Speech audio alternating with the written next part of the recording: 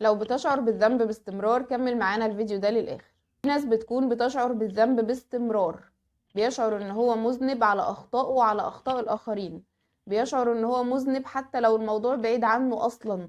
لو في ناس غلطوا او حد زعل حد او حد ضايق حد، هو اللي بيشعر بالذنب. بيشعر بالذنب لو هو طالب بحقه، لو هو اعترض، لو هو عبر عن رأيه، لو هو اختار الحاجة اللي من قلبه. في ناس بتشعر بالذنب لو خرجت وسافرت واتبسطت واتفسحت. في ناس بتشعر بالذنب لو جابت لنفسها هدية او عملت لنفسها حاجة حلوة. في ناس بتشعر بالذنب لو هي حتى اكلت اكلة هي نفسها فيها.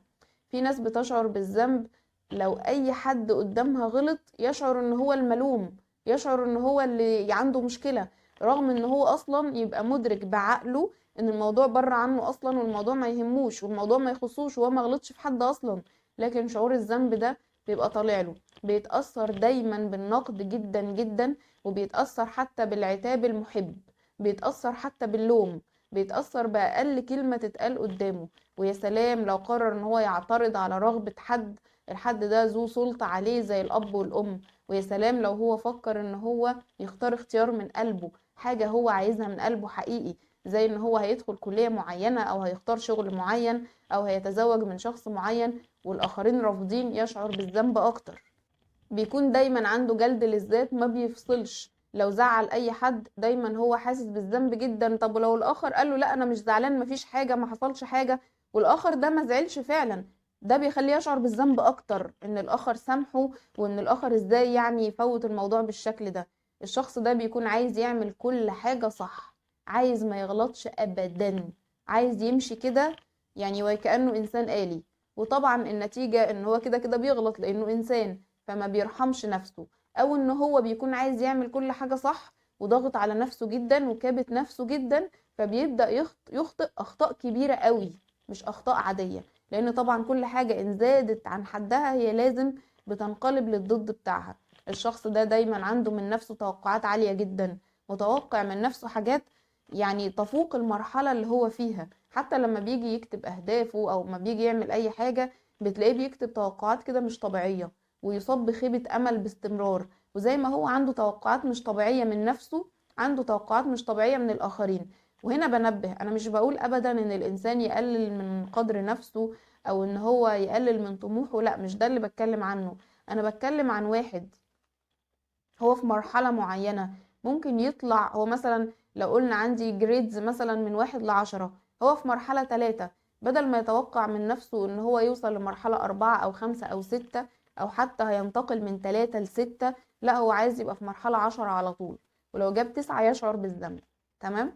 الشخص ده كمان بيكون دايما عنده توقعات عالية من الآخرين، وتوقعات مش طبيعية، توقعات مش منطقية. هو عايز الآخرين يعاملوه معاملة مش موجودة، ما يتعاملوش معاه بإنسانية، ما يتعاملوش معاه بحرية أو بأريحية، لا. هو أصلا خريطة علاقاته مش مظبوطة.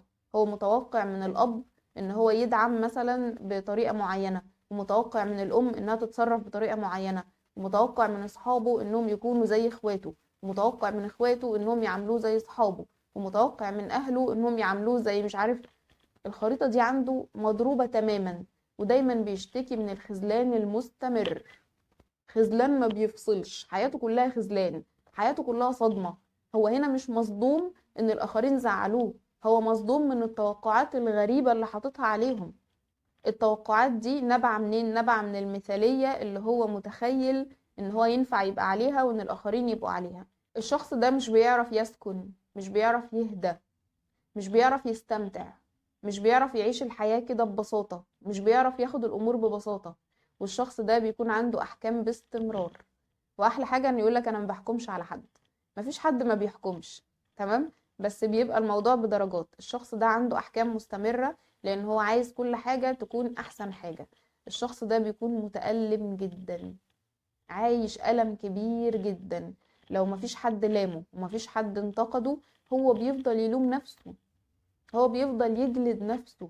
الشخص ده بيبقى مش عاتق نفسه، جلد ذات مستمر، ومش متقبل نفسه، ولا متقبل ان هو اخطأ في حاجة، ولا متقبل الصح بتاعه. هو عايز الصح يكون احسن ويكون افضل. مشاعر الذنب اللي عنده بتاكل فيه، بتاكل فيه حقيقي. متألم باستمرار ومتعذب باستمرار، ومش مدرك هو مش مرتاح ليه، مش مدرك هو متألم ليه. طب لو انعزل وبعد عن الناس خالص، هو حاسس بالذنب برضه، اندمج حاسس بالذنب برضه، حاسس بالذنب على طول وباستمرار. ولو شاف حد تعبان يصعب عليه جدا، ولو شاف حد عنده أزمة يصعب عليه جدا. هي يصعب عليا دي هي شعور الذنب أصلا. وجود المشاعر دي باستمرار مش بس بتخلي الشخص متألم وتعيس، لكنها كمان بتفقده شعور القيمة. الشخص ده بيفقد شعوره بقيمته، دايما هو حاسس انه من جواه ان هو غلطان وان هو مذنب، لان شعور الذنب ده هو عكس شعور القيمة اصلا. فكل ما شعور الذنب يقل شعور القيمة يرتفع، والعكس صحيح. تمام. الشخص ده مع الوقت بيبقى مش عارف يعبر عن مواهبه وعن امكانياته وعن نقط القوة بتاعته، ولما بيمشي في رحلة نجاحه بيقع كتير. كلنا في طريقنا بننزل وبنطلع وبنبقى في قانون ايقاع، لكن الشخص ده بيقع كتير قوي، لان هو عايز كل حاجة بيرفكت، عايز كل حاجة احسن حاجة، وبيعطل. بخلاف ألم كبير هو بيبقى عايش فيه، بخلاف اقل كلمة قد كده بتوجعه جدا، بيتأثر بسرعة جدا، وبيحب يفضل في الكومفورت زون لانه خايف يطلع منها يلاقي حاجة تشعره بالذنب اكتر. طيب الشخص ده كده ليه؟ ركز معايا كده في الكلمتين الحلوين دول. انت ما اكلتش ليه؟ انت ما لمتش لعبك ليه؟ ما غسلتش سنانك ليه؟ ما علقتش هدومك ليه؟ انت نايم بدري ليه؟ انت نايم متأخر ليه؟ انت صاحي بدري ليه؟ انت صاحي متأخر ليه؟ انت ما اتصلتش تطمني عليك ليه؟ انت ما بتسألش عليا ليه؟ انت ما بتقوليش بحبك يا ماما ليه؟ انت ما بتقابلنيش كويس وتقول بابا جه من الشغل ليه؟ ليه؟ ليه باستمرار؟ ليه ما بتفصلش؟ وليه هنا مش سؤال، مش استفسار، ليه هنا نقد واستنكار؟ ما عملتش ده ليه؟ بدل ما يطلبوا من ابنائهم انهم يعملوا الحاجه باسلوب كويس، يعني مثلا لو سمحت يا بنتي لمي لعبك، لو سمحت يا ابني روح هات لي كذا. هو انت ما رحتش تجيب لي ده ليه؟ هو انت مش تشوفني محتاج وتروح تجيبه لي من نفسك؟ هو انت مش تشوفي المكان كذا تقومي تعمليه من نفسك؟ هو انت مش عارف؟ ما بيفصلوش، ما بيفصلوش. وفي الغالب ما بيبقاش الاب والام نقادين، في الغالب بيبقى واحد منهم بس اللي نقاد، واختار شريك حياة يقدر يمارس عليه النقد. تمام. وفي الغالب الشخص ده دايما بيفضل يقول انا ما بيهمنيش رأي الناس، بيكرر الكلمة دي كتير قوي. الاب والام اللي عندهم سمة النقد المستمر دايما بيقولوا الكلمة دي، وهم في الحقيقة رأي الناس بالنسبة لهم اهم من حياتهم شخصيا، يعني ان الناس تقولوا عليهم كويسين احسن ما يقولوا عليهم انهم على قيد الحياة. الأب والأم دول دايما بيضعوا أولادهم في موضع إن الطفل بيشعر إن هو بيدافع عن نفسه، هو مذنب، هو مذنب باستمرار، كل حاجة هو مذنب، ليه ما عملش دي، ليه ما عملش دي. طب الطفل أحيانا ما بيبقاش، أو مش أحيانا، هو دائما يا إما ما عندوش إجابة للسؤال الوجودي اللي انتي بتسأليه واللي انت بتسأله، يا إما الإجابة مش هينفع تسمعوها. هو انت ما جيتش قلت لي بحبك ليه زي ما بتروح تقول للماما؟ ببساطة لأنه بيحب مامته أكتر منك، وده مش عيب ومش خطأ. هو انت ليه مش بتقابليني بالاحضان والسلام كده زي ما بتقابلي بابا؟ ببساطه لان باباها وحشها اكتر منك. هو انت ليه ما جيتش تقولي انا الاول انك نجحت؟ لان اخوه بيسمعه اكتر منك. هو انت ليه ما جيتيش حكيتي لي وراحه تحكي لصاحبتك؟ لان صاحبتها مش بتقعد توعظ فيها وتأنب فيها وتخرج اسرارها زي ما انت بتعملي. مش هينفع يقولوا لكم الاجابات دي، ده لو الاطفال او المراهقين مدركينها من اساسه. هما بس ممكن يكون بيشعروا انهم بيرتاحوا كده اكتر، فهم هنا بيشعروا بالذنب على الراحة نفسها. انت ليه بتحب بابا اكتر؟ انت ليه بتحبي ماما اكتر؟ بيشعروا بالذنب على مشاعرهم. طب مش الاهل بيعملوا كده مع العيال عشان مصلحتهم؟ لا، بيعملوا كده عشان هم مضطربين، هم بشر هم كمان، وعندهم جروح طفولة احتمال كبير ان لم يكن اكيد انهم لم يتشافوا منها، فبالتالي متبعين اسلوب النقد المستمر. وفي الغالب احد الابناء ان لم يكن كلهم هياخدوا نفس الطبع ده ويبقوا نقادين، بس النقاد اول ما بينتقد بينتقد نفسه. والاب والام اللي بيتصرفوا بالطريقه دي الابناء بينفروا منهم، بينفروا منهم تماما. ومش المشكله حقيقي في الحقيقه انهم ينفروا منهم، المشكله انهم بيعيشوا حياتهم كلها متألمين. بتلاقي العيل لو اخطأ هو مش حامل هم انه يصحح الخطأ ده ازاي. لو جاب درجة مش كويسة في الامتحان مش بيفكر وانا جبت الدرجة دي ليه وممكن اصلح ايه والخطأ اللي عندي، لا، هو حامل هم العزا اللي هيتعمل له في البيت عشان هو نقص درجة ولا نص درجة ولا 5 درجات. انت الدرجة دي نقصتها ليه؟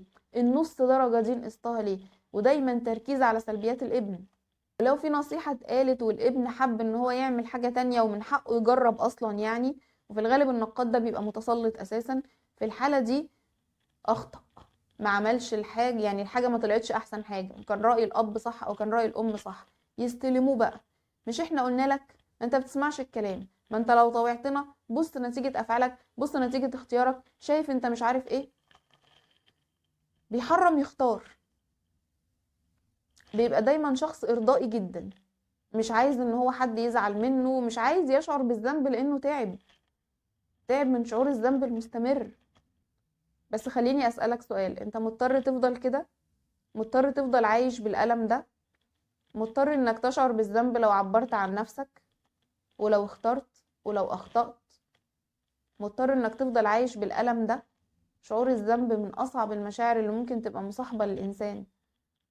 تقدر دلوقتي انك تختار انك تتشافى وانك تتعافى وانك تحرر القديم. استناني، انا بحضر برنامج تشافي قوي جدا، هيساعدك تعبر عن نفسك، هيساعدك تحمي حدودك بدون ما تشعر بالذنب، هيساعدك انك تختار، هيساعدك انك تعيش بدرجة افضل بكتير وباستمتاع وببهجة اكتر، لان ده حقك انك تكون انسان. واعظم استثمار هتعمله انك تكون بتستثمر في نفسك وفي سعادتك. انت تستحق الحب، تستحق انك تعيش انسانيتك، تستحق ان الحياة تبقى واضحة قدامك، انك ما تتأثرش بالنقد بالشكل ده وما تبقاش متألم بالشكل ده. اسمع الفيديو تاني، ولو الفيديو لمس قلبك شاركه مع غيرك.